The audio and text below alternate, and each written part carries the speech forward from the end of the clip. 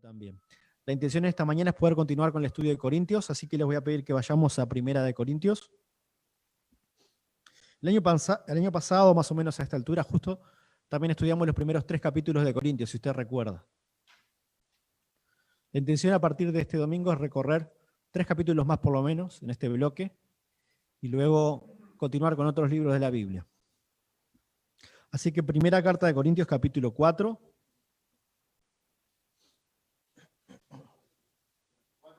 Capítulo 4.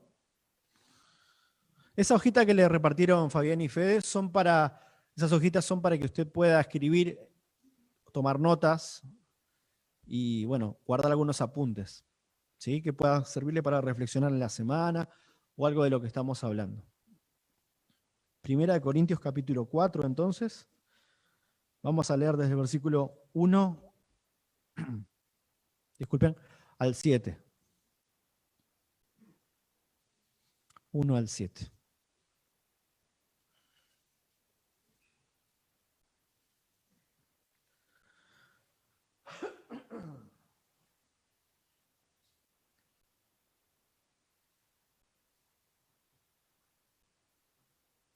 ¿Estamos ahí todos? ¿Sí? Bien. Leemos en voz alta, por favor. Así pues, téngannos los hombres por servidores de Cristo y administradores de los misterios de Dios. Ahora bien, se requiere de los administradores que cada uno sea hallado fiel. Yo en muy poco tengo el ser juzgado por vosotros o por tribunal humano, y ni aún yo me juzgo a mí mismo, porque aunque de nada tengo mala conciencia, no por eso soy justificado, pero el que me juzga es el Señor. Así que no juzguéis nada antes de tiempo, hasta que venga el Señor, el cual aclarará también lo oculto de las tinieblas y manifestará las intenciones de los corazones. Y entonces cada uno recibirá su alabanza de Dios. Pero esto, hermanos, lo he presentado como ejemplo en mí y en Apolos, por amor de vosotros, para que en nosotros aprendáis a no pensar más de lo que está escrito, no sea que por causa de uno os envanezcáis unos contra otros. Porque, ¿quién te distingue? ¿O qué tienes que no hayas recibido? Y si lo recibiste, ¿por qué te glorías como si no lo hubieras recibido? Hasta ahí la lectura del día de hoy. ¿Saben qué, hermanos? Amigos, amigas, realmente a pesar de que ustedes me tienen enfrente a mí, no saben lo que yo tengo en el centro de mi vida. No saben lo que yo estoy pensando en los momentos que nadie me ve. No conocen mis secretos más oscuros o más luminosos. No conocen mucho de mí en realidad. Y lo mismo puede pasar delante de mí al verlos a ustedes. En realidad somos como si fuera un universo en el cual todo lo que conocemos de otros es lo que podemos ver y lo que nos dejan ver. Pero del Señor no se le escapa nada. A Dios no se le pierde ningún detalle sobre lo que somos. Por eso una de las cosas que Pablo, o a lo que Pablo recurre, Pablo es el que escribe esta carta, ¿no? Por si no nos acordamos. Pablo es el apóstol de Dios, apóstol el enviado de Dios, y él escribe esta carta tratando de reflexionar, de hacer pensar a la iglesia, a los de Corinto, qué es lo que estaba pasando en su vida. ¿Se acuerdan que la semana pasada veíamos cómo eran realmente inmaduros estos hermanos, los hermanos de Corinto, que tenían un problema que tenía que ver con que su vida cristiana, o lo que ellos decían ser seguidores de Cristo, no se alejaba mucho de lo que habían sido antes de conocer a Dios? Entonces Pablo toma un ejemplo de cómo ese conflicto que había entre los hermanos por decir, yo soy seguidor de este, yo soy seguidor de este otro, mostraba su inmadurez. Mostraba cómo ellos, por pelear por cosas tan tontas, mostraban lo que en realidad ellos tenían. Ese es el ejemplo que pone Pablo en todo el capítulo 3, empezando un poco desde el capítulo 1, como veíamos la semana pasada. Pero al llegar al capítulo 4, Pablo va a redondear la idea y va a continuar hacia lo que quiere que las personas de la iglesia de Corintios sean. Entonces, el primer versículo en realidad no es el comienzo de una idea. El primer versículo del capítulo 4 es el cierre de todo lo que venía diciendo. De hecho, cuando ustedes miran la palabra así, y seguida de qué o así que, esa frase, esas dos palabritas, muestran cómo está concluyendo una idea. Es necesario por eso mirar un poquito antes y ver cómo esas ideas se encajan. Porque cuando usted está hablando y le mandan a hacer un mandado, anda a comprar, hace esto, aquello, y viene y de pronto trae la mitad de las cosas que le pidió la señora, la mamá, el papá, quien sea, usted usualmente pone alguna excusa o da una explicación. Bueno, pasó esto, así que traje lo que encontré. Bueno, básicamente lo que Pablo está haciendo es explicar una cantidad de cosas y concluye lo que dice el versículo 4.1. Por eso vamos a leer el versículo 18 del capítulo 3, unos versículos antes, ¿tá? Donde empieza diciendo, nadie se engañe a sí mismo. Cualquiera de ustedes, por favor, un versículo cada uno.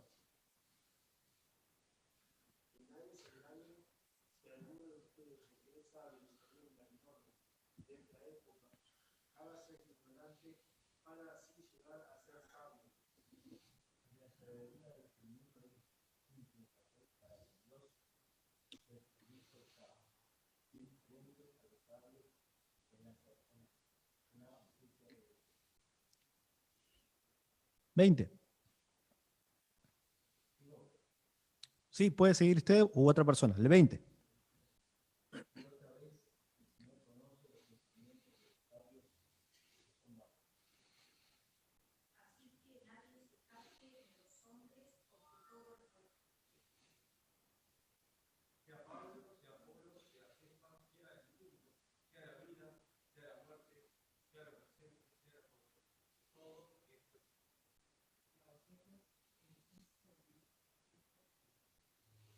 Gracias. El último versículo en mi versión dice, y vosotros de Cristo y Cristo de Dios. Muchas gracias.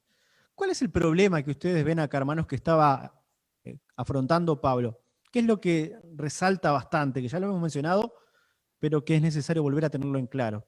¿Qué es lo que está tratando de hacer un contraste Pablo? Por un lado, la sabiduría, ¿sí? La sabiduría que la gente creía tener. La sabiduría fuera de Dios. El quererse más astuto, más sabio. Por eso Pablo ahí en el versículo, creo que es el 20 justamente, el 19, él prende. Esa palabrita en otras versiones, me gustaría la de Julia, ¿cómo dice ese versículo?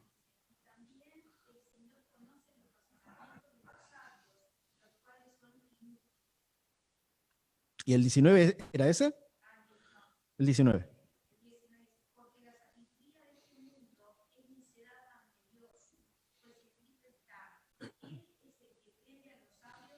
Mm, gracias. El que prende es como el que atrapa, ¿sí? Prender en realidad, en ese sentido, de agarrar algo. El que atrapa a los sabios, ¿sí? Lo que Pablo está mostrando en esta serie de ideas es cómo aquellos que se creen tan sabios sin Dios, que se creen tan conocedores de los misterios, tan conocedores de la verdad, de todo, en realidad delante de Dios son como tontos, son como necios. Ahora, Pablo no les está diciendo esto para que crean, nosotros somos cristianos, por lo tanto somos mejores. No, al contrario. Lo que quiere apuntar Pablo es justamente al opuesto. Pablo quiere decirles que ellos no son sabios en ellos mismos, porque ellos tienen alguna capacidad, sino que gracias a Dios es que ellos pueden llamarse sabios, sabios en Dios. Pablo finalmente va a decir, en definitiva no importa nada de estas cosas, porque todo le va a pertenecer a Dios, así que no hay nada de qué ponerse contento, alegre o creerse que sos más que otra persona. Si eres seguidor de Cristo, si conoces a Dios, vas a reconocer que no importa acá lo que vivimos, lo que no vivimos, lo único que importa es que todo va a terminar rendido o va a terminar sujeto a Dios. Por eso el último versículo, o los dos últimos de este capítulo 3, hacen como ese rejunte, ¿no? Sea Pablo, sea Apolo, sea Cefas, estos nombres Pablo, Apolo, Cefas, eran los nombres de los líderes importantes, como decir Johnny, Leo, Andrés, Ricardo, Graciela. No importa esto. Lo que importa es que todos ellos, sea lo presente, lo porvenir, lo futuro, todo es vuestro en realidad. Todo les pertenece a ustedes. ¿Por qué quedarse con algo tan pequeño? Y todo le pertenece a Cristo y finalmente todo le pertenece a Dios. Por eso, lo único que importa es que seamos o sean tenidos por los demás como buenos servidores, como buenos administradores. Qué contraste tan grande que se encuentra acá, porque pasa de decir, tienen todo, a decir, entonces sean servidores. ¿Saben? La idea de liderazgo fuera de la iglesia, fuera del cuerpo de Cristo, la idea del liderazgo en el mundo es que cuanto más poder tenés o más gran líder sos, más influencia y más autoridad tenés. En cambio, en el reino de Dios, en la palabra de Dios, es al revés. Cuanto más gran líder sos, más pies lavás, si se quiere. O más te humillás a los demás. ¿Cómo, Graciela, perdón? Más siervo sos. Esto es un pensamiento totalmente opuesto a lo que nos enseña el mundo. Nos enseñan en la escuela, en el liceo, en la universidad, en todos lados, que tenemos que liderar, y es más, hay cursos, hay carreras enteras dedicadas al liderazgo donde se enseña cómo gestionar recursos y una cantidad de cosas que no vienen al caso ahora. Pero todo esto, si bien es parte de lo que hace el liderazgo, que es bueno, en realidad es solamente una puntita. Es como decir, la parte que más humanamente se conoce, o que incluso puede ser conocida sin conocer a Dios. Ahora, lo que Pablo está diciendo acá es, así que ustedes son tan grandes que deben ser guiadores de todo el pueblo. No, no les dice eso, le dice todo lo opuesto. Así que la gente de afuera nos tiene que tener como servidores de Cristo y administradores de los misterios de Dios. Este es el puntapié inicial en esta mañana. Que acá hay dos palabras que aparecen que están muy vinculadas. El servidor o el ser servidor, el servir y el administrar. En el Nuevo Testamento, el servir o el administrar eran conceptos que estaban muy relacionados. Y enseguida vamos a entender por qué. Ahora, mi intención es que esta mañana podamos entender por qué es que debemos ser fieles administradores de Dios. ¿Por qué es que necesitamos esperar su juicio o esperar sus órdenes finales? ¿Y por qué es que tenemos que reconocer que Él es el Señor de todo? Esta es la clave de entender algo que se conoce como mayordomía, un concepto que quizás ustedes están familiarizados, el poder ser un buen mayordomo. ¿Me creerían si les digo que ustedes son mayordomos? No importa la edad, no importa el lugar, no importa nada, ustedes son mayordomos, de algo son mayordomos y enseguida vamos a entender de qué. Porque a veces cuando pensamos en mayordomos, nos viene alguna película de Agatha Christie o algún libro, o, el asesino es el mayordomo o algo así. No, no, en este caso no es así. Aunque esa imagen nos ilustra muy claramente que un mayordomo es alguien que está a cargo de algo. Vamos a entender un poco más eso esta mañana.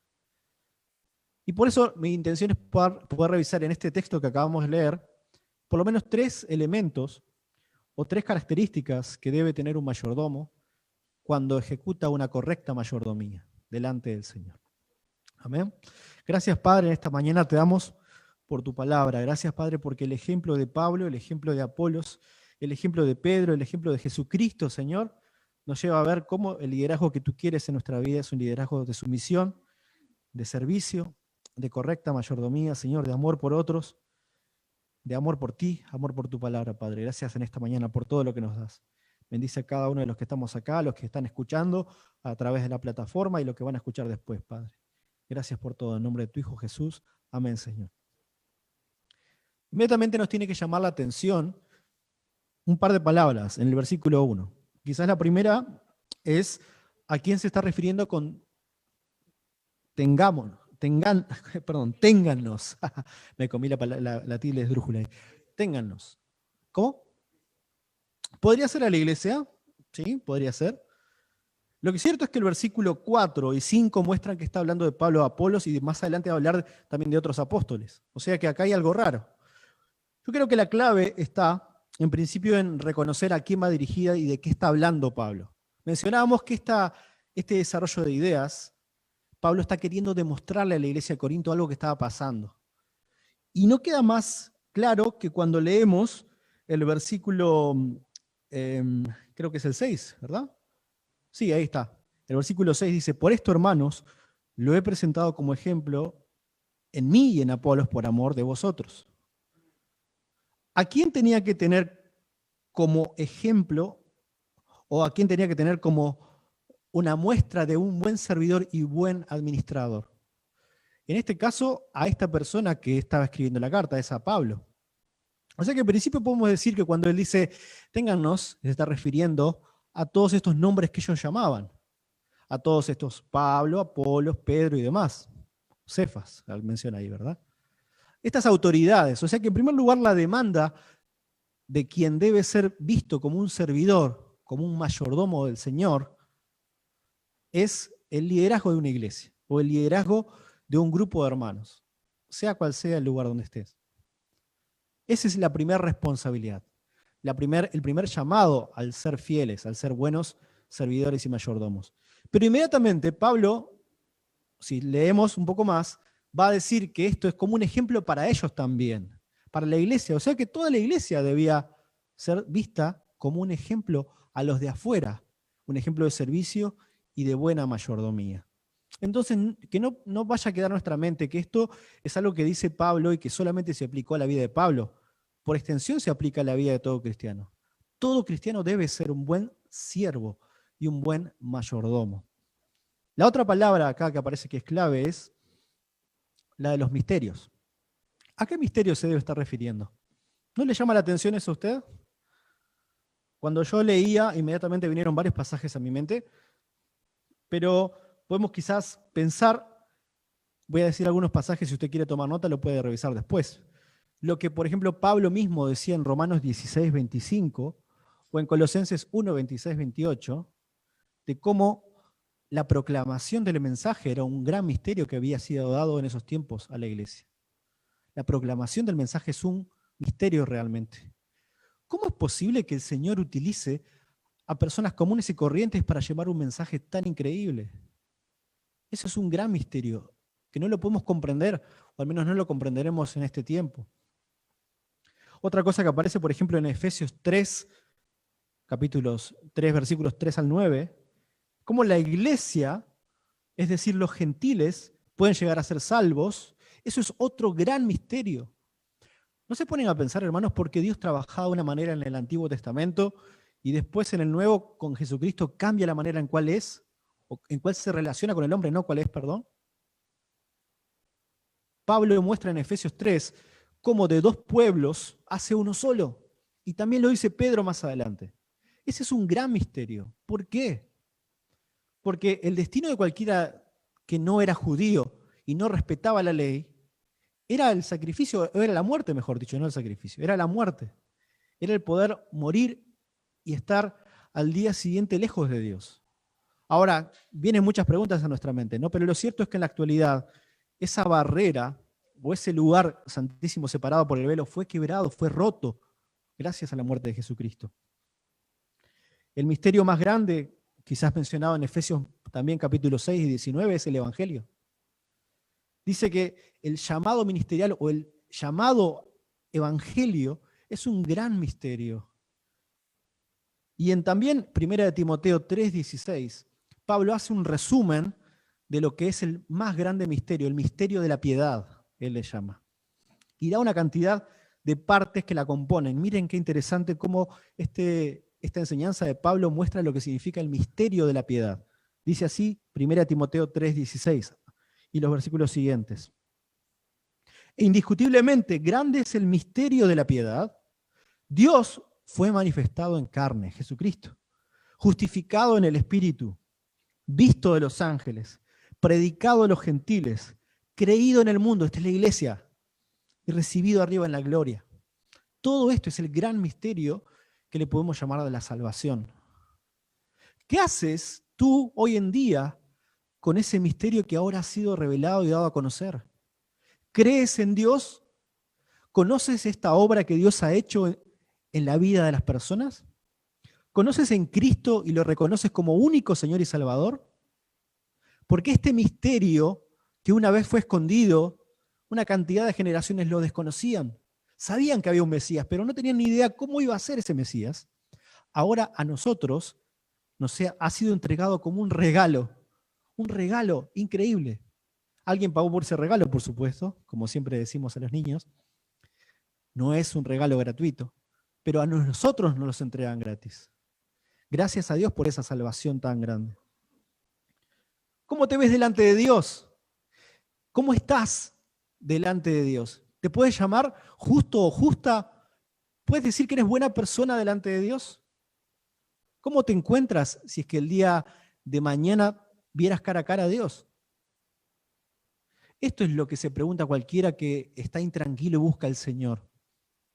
Y la respuesta es, Cristo ha sido anunciado y predicado a toda nación. Juan 3:16 nos dice de una manera muy hermosa que, ¿qué dice? De tal manera amó Dios al mundo, que ha dado su Hijo unigénito, para que todo aquel que en él crea no se pierda, mas tenga vida eterna. Y Juan 1:12 nos dice que a todos los que le recibieron, a los que creen en su nombre, Él les dio derecho a ser hijos de Dios. Entonces, antes de ser buenos servidores o buenos mayordomos, necesitamos abrazar ese evangelio, ese misterio. Y es de ese misterio que Pablo pide y se muestra a sí mismo como ejemplo, como portador, como alguien que tiene que mostrar afuera de la iglesia lo que está anunciando. Por eso es tan importante este versículo 1 del capítulo 4, cuando Pablo sintetiza de qué se trata ser una iglesia. Recuerden, Corinto estaba fallando, la iglesia no estaba muy bien, se estaban peleando por bobadas. Había cosas que en realidad no merecían la pena. Y Pablo les dice, dejen el orgullo, dejen eso de quién es más sabio, quién es más inteligente, quién conoce más del mundo, dejen todo eso y miren y céntrense en lo importante. Seamos todos siervos y administradores del misterio, del evangelio del Señor. Eso es lo que importa. El versículo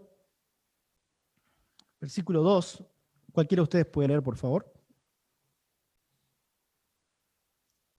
4:2.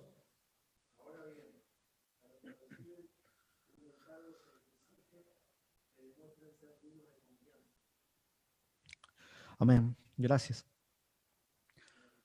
Todo a partir de este versículo va a dejar de enfocarse en las discusiones y se va a centrar en qué es lo que se requiere de estos que se llaman siervos o mayordomos del Señor. ¿Qué es lo que se requiere según este versículo? Que cada uno sea hallado fiel. No solo fidelidad, sino que cada uno sea hallado fiel. Este es un concepto muy importante y tiene que ver con la mayordomía, justamente.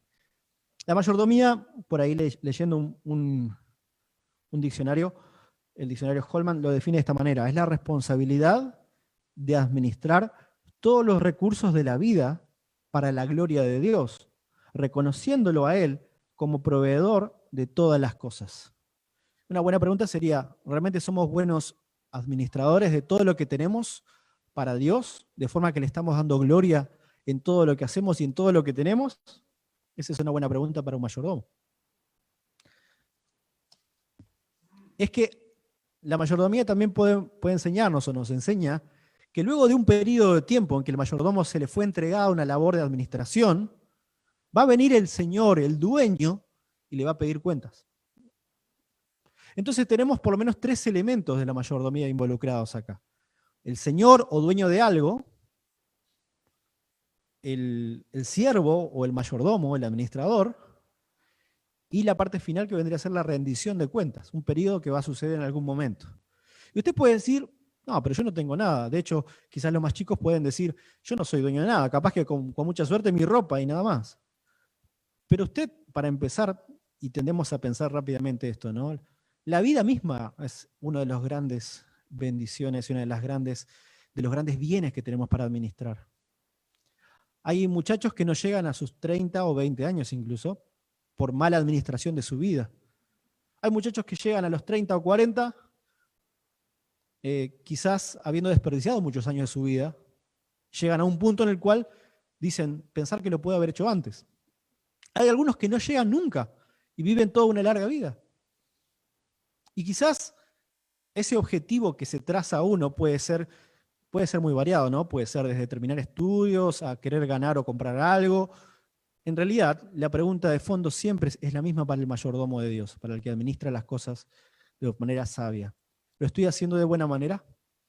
La familia que tengo, mis hijos, mis hijas, mi esposa, mi esposo, ese vínculo que tengo yo, vecino, vecina, con cualquiera, todo lo que tengo, no solo mi vida, es un bien o es de alguna forma dado por el Señor. Más adelante lo veremos en el versículo 7, pero nos trae la pregunta, ¿qué es lo que no tenemos que no haya sido dado por el Señor? En realidad todo es dado por el Señor. Por lo tanto, ese Dios, creador de todo, nos pide que administremos sabiamente y que al final de ese proceso de administración, el día que estemos delante del Señor, podamos decirle, Señor, lo he administrado bien. Lo que me diste, lo poco que me diste o mucho que me diste, lo pude administrar sabiamente. Saben que la parábola de los talentos nos ilustra de una manera muy hermosa de esto, porque ahí en el capítulo 25 de Mateo, cuando llega el siervo, cada uno de estos 3 siervos al que fue entregado una cantidad de dinero para invertir y trabajar, 2 de ellos, los primeros que recibieron 10 y 5 talentos, ¿sí? Vamos a imaginar algo así como 10 millones de dólares y 5 millones de dólares, le dicen, Señor, invertí lo que tú me diste. Y lo hice prosperar, hasta el punto que lo dupliqué. Tomá lo que te corresponde. Y la ganancia. Y el Señor les dijo, buen siervo y fiel, sobre poco has sido fiel, sobre mucho te pondré. Entra al gozo de tu Señor, le dice, ¿no? Y el último, al tercero de estos, que le dio algo así como, vamos a decir, ¿no? A grandes rasgos, $1 millón, dice que tuvo miedo de perderlo, y como sabía que este hombre, este dueño del efectivo, del dinero, era muy riguroso, muy cuidadoso, y sembraba, o sea, pedía donde no había estado y ese tipo de cosas, prefirió esconderlo y dejarlo cuidadito ahí. Uno podría pensar que es algo natural, y obvio, sí, pero no era lo que quería este señor. Ahora acá hablamos de algo mucho más importante. Podemos empezar hablando de la vida de cada uno de nosotros. ¿Cuánto vale su vida? ¿No vale mucho más que estos talentos o esta plata que acabamos de mencionar? Dios no solo nos pide en nuestro domingo o fin de semana.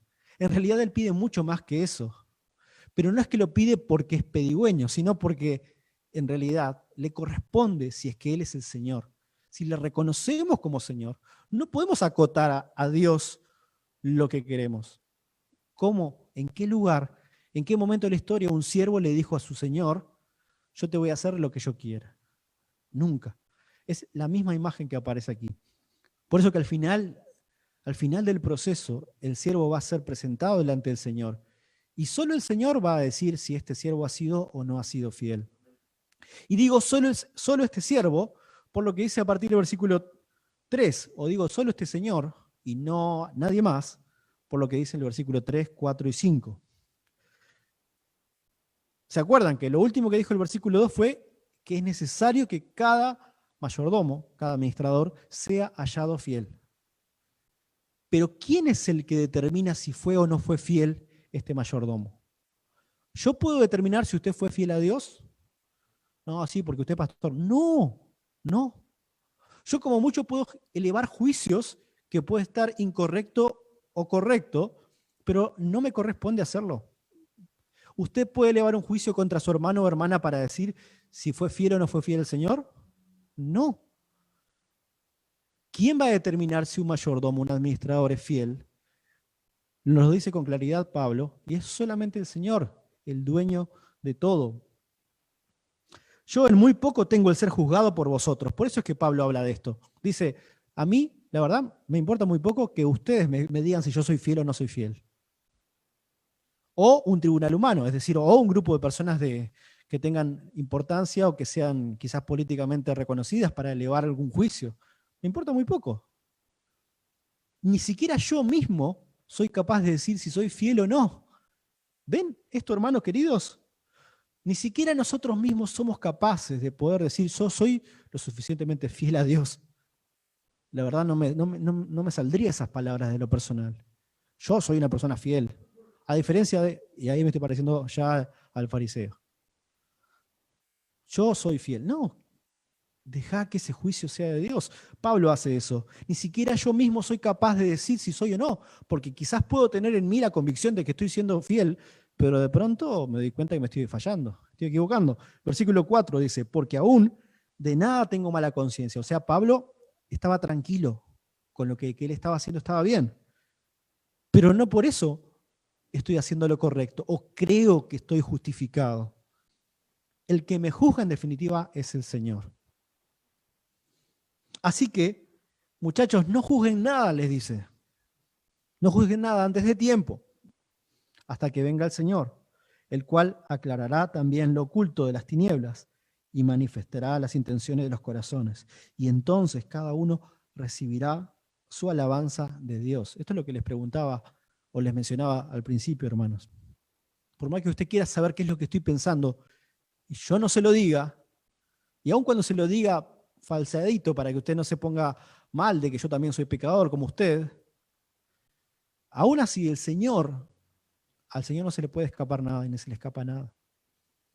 Y Él, cuando llegue el momento, cuando todas las cosas sean conocidas, Él va a emitir su juicio acerca de la fidelidad. Porque inmediatamente nos tiene que venir a la mente esta frase que dice Pablo, ¿no?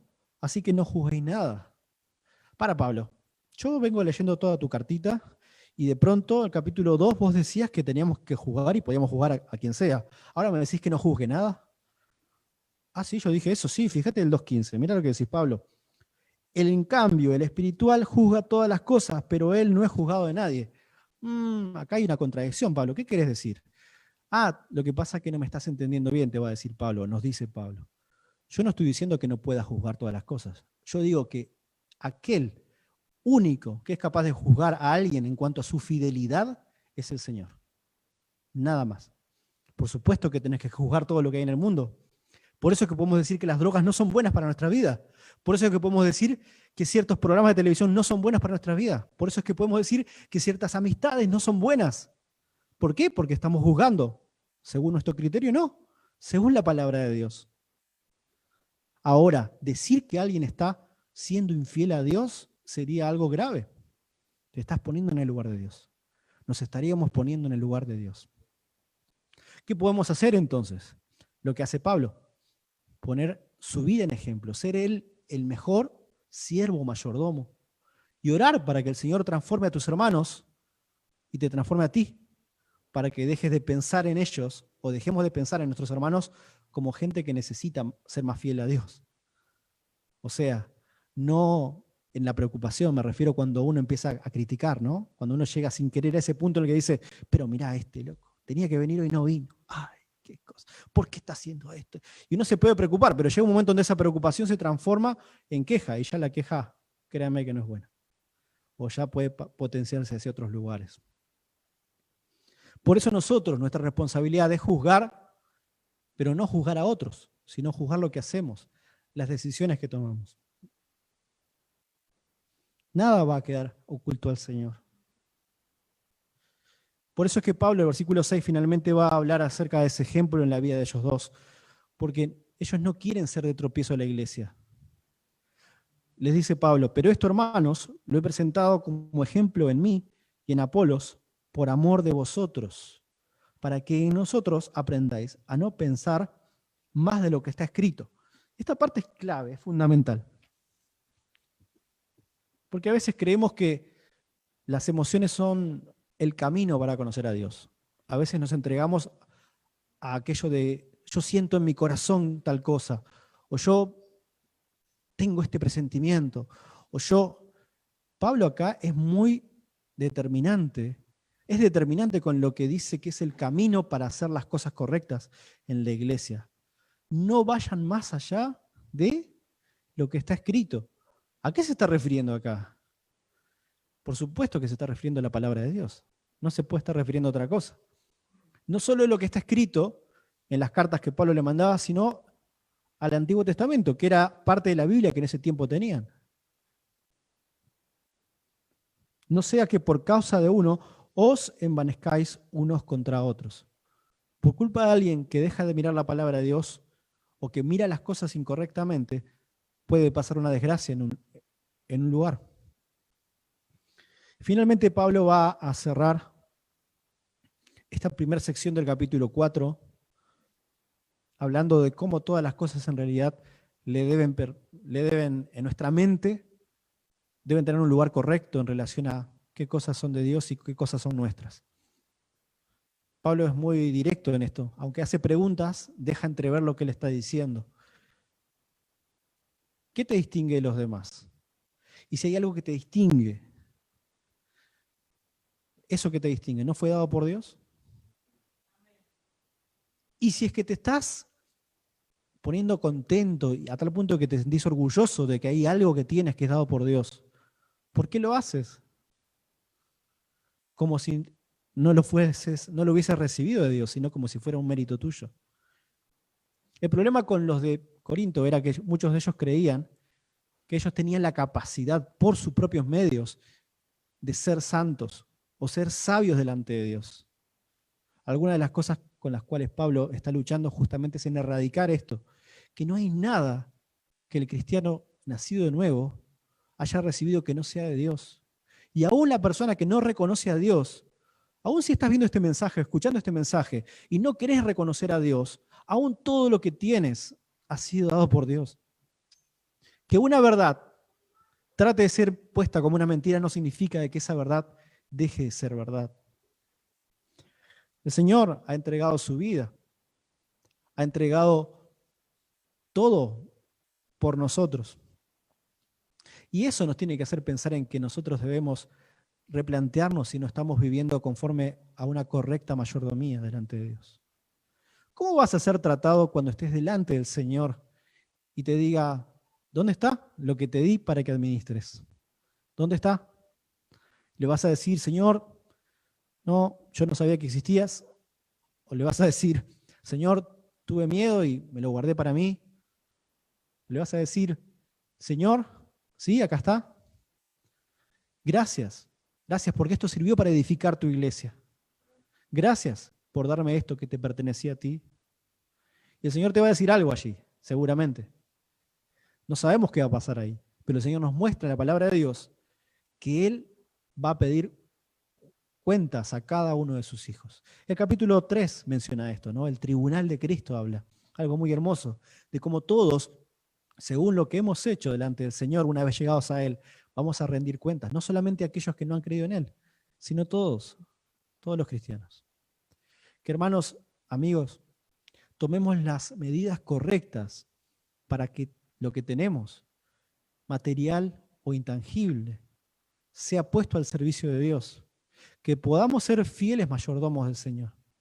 Que podamos ser buenos administradores, como dice Pedro, capítulo 4, versículo 10, de la multiforme gracia de Dios. De la gracia de Dios que se expresa de maneras infinitas prácticamente. Amén. Gracias, Padre, en esta mañana por tu misericordia, por dejarnos ver, Señor, estos misterios y pensar sobre ellos, Padre. Te rogamos que puedas crear en nosotros un corazón de fieles mayordomos, Señor, de fieles administradores. Te ruego, Padre, que pongas en mi vida el deseo de poder servirte sinceramente, no solo de palabra, en cada momento, Padre. Te ruego lo mismo por mis hermanos, te ruego lo mismo por aquellos que están escuchando esto a través de Zoom o a través de Facebook, Señor. Que puedas estar bendiciendo, Señor, a tu iglesia, Padre, que quiere servirte de forma correcta, Señor, administrando lo que nos has dado, mucho o poco, Padre. Pero te pido, Padre, que puedas ser el Señor de nuestras vidas siempre, Señor. Gracias por este tiempo de bendición, Señor, de poder cantar a ti, Señor, de poder pensar en tus cosas, de poder compartir este tiempo, Señor, de tu palabra. Ayúdanos a buscarte cada día, Padre. Gracias y te rogamos que tú estés con los más necesitados, Padre, en este tiempo también. En el nombre de tu Hijo Jesús oramos. Amén, Señor.